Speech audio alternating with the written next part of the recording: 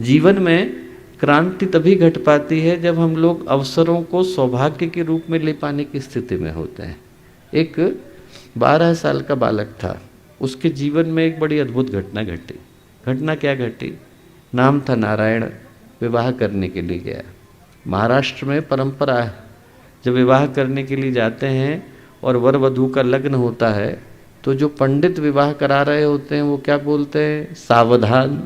जो पंडित थे उनने बोला सावधान, और जैसे ही सावधान बोला वैसे ही 12 साल के नारायण के मन में विचार कौंधा, ये मुझसे सावधान होने को क्यों कह रहा है।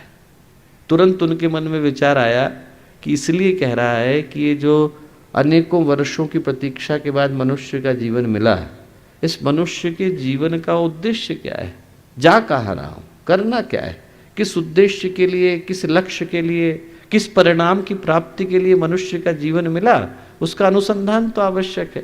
तुरंत वो नारायण वहाँ से उठे और पंचवटी के पास टापली का जंगल है, वहाँ जा कर के बैठे।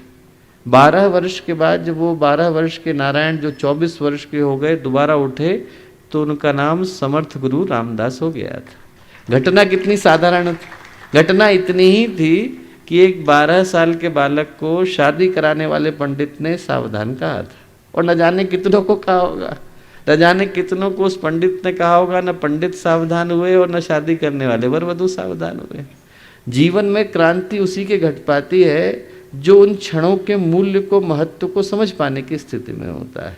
सिद्धार्थ बुद्ध बने तो घटना कितनी साधारण सी थी। घर से बाहर निकले, सारथी से पूछा मैं भी वृद्ध होऊंगा क्या? एक वृद्ध व्यक्ति को देखा, मैं भी वृद्ध होऊंगा क्या? फिर एक बीमार को देखा, मैं भी पड़ूंगा क्या? फिर एक जगह से शव यात्रा को गुजरते देखा, मेरी भी निकलेगी क्या? बस 3 प्रश्न थे और 3 प्रश्नों ने सिद्धार्थ को बुद्ध बना करके खड़ा कर दिया। घटना बहुत साधारण सी थी पर उनके जीवन में क्रांति कर गई। न जाने कितने लोगों को हम लोग रोज वृद्ध होता हुआ देखते हैं, बीमार पड़ता हुआ देखते हैं, शव यात्रा को निकलता देखते हैं, पर उसके बावजूद व्यक्ति के मन में बुद्धत्व की, सौभाग्य की वो रेखा खिंच नहीं पाती, क्योंकि उन क्षणों के मूल्य को, महत्व को व्यक्ति समझ पाने की स्थिति में नहीं होता।